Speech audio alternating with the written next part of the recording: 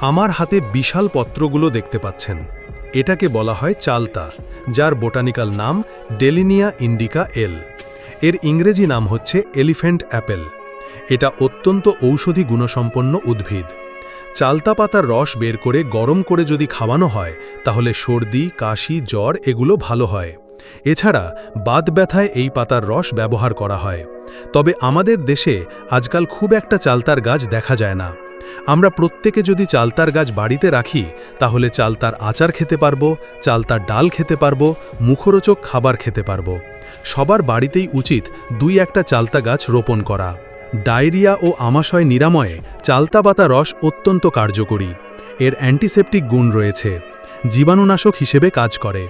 পাতা বেটে ক্ষতের ওপর লাগালে ব্যাকটেরিয়া দূর হয় এবং ক্ষতস্থান দ্রুত সেরে যায়। অ্যান্টিঅক্সিডেন্টযুক্ত চালতা পাতা শরীরের কোষগুলোকে রক্ষা করে এবং বার্ধক্যে রোধে সহায়তা করে। চালতা পাতার নির্যাস উচ্চ রক্তচাপ নিয়ন্ত্রণে সহায়তা করে এবং পোকামাকড় কামড়ানোর ফলে সৃষ্ট ক্ষতস্থানে লাগালে জ্বালাপোড়া উপশম হয়। তবে চালতা পাতাকে যদি কেউ ওষুধ হিসেবে ব্যবহার করতে চান তাহলে একজন অভিজ্ঞ চিকিৎসকের পরামর্শ নেওয়া উচিত।